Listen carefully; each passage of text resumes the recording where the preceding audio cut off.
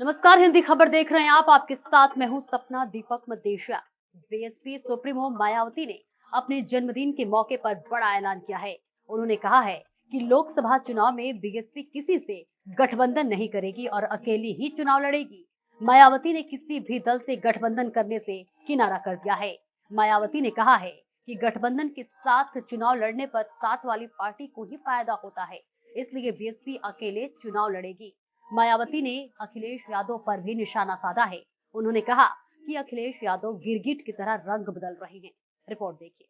मायावती ने press conference में कहा, मेरा जन्मदिन आज जन कल्याणकारी दिवस के रूप में मनाया जा रहा है।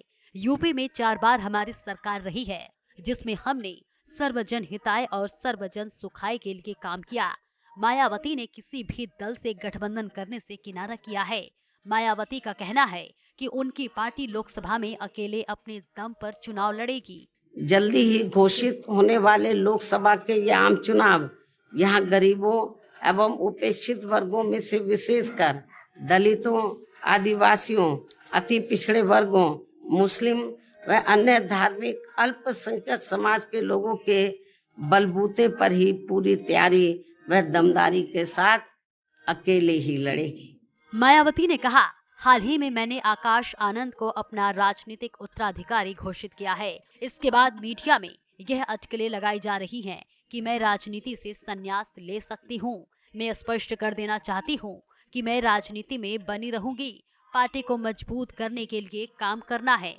पिछले महीने पार्टी की ऑल इंडिया की बैठक में आम सहमति से श्री आकाश आनंद को मैंने अपना एकमात्र उत्तराधिकारी घोषित किया था।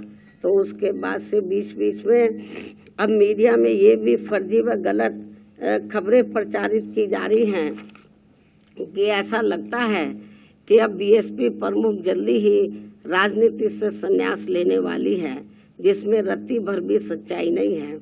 जबकि मेरी जिंदगी का आखिरी सांस भी पार्टी को मजबूत बनाने में ही लगा रहेगा।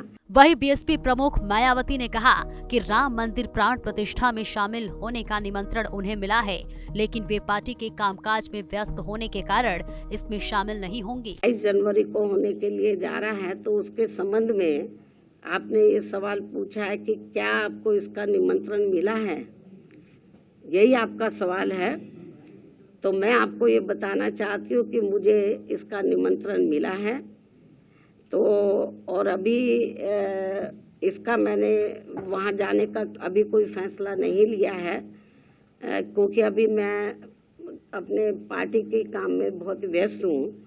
लेकिन अयोध्या में 22 जनवरी को राम मंदिर को लेकर जो भी कार्यक्रम होने के लिए जा रहा है, उसका हमारी पार्टी को कोई भी ऐतराज नहीं है, उसका हम स्वागत करते हैं।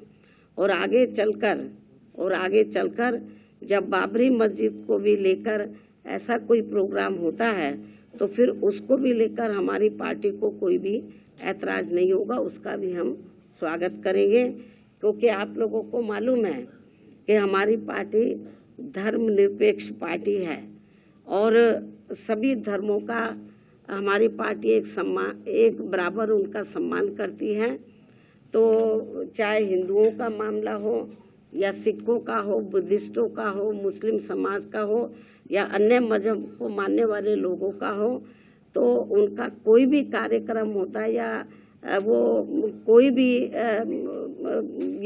भी ऐसा कोई फैसला लेते हैं, तो जो मानवता इंसानियत के लिए है, तो मेरे ख्याल कभी हमारी पार्टी ने उसका विरोध नहीं किया है। बता दें कि मायावती भले ही चुनाव में गठबंधन करने से इनकार कर रही हों और पूर्व में किए गठबंधन में चुनावी नुकसान का हवाला दे रही हों, लेकिन हकीकत यह है कि बसपा जब भी गठबंधन कर चुनाव लड़ी है तो सियासी लाभ मिला है।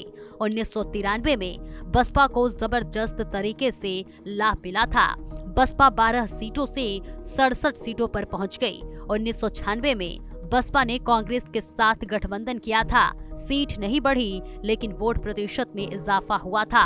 ऐसे ही 2019 के लोकसभा चुनाव में बसपा ने सपा के साथ मिलकर लड़ा था और 10 सीटें जीतने में कामयाब रही। 2014 में बसपा अकेले चुनाव लड़ने से एक सीट नहीं जीत सकी और 2022 में एक सीट ही जीत सकी। यूपी ही नहीं बल्कि देश के दूसरे राज्यों में भी बसपा ने जब जब गठबंधन कर चुनाव लड़ा तब तब पार्टी को सियासी लाभ मिला है। अब देखना होगा 2024 के लोकसभा चुनाव में मायावती के इस फैसले का कितना लाभ होता है।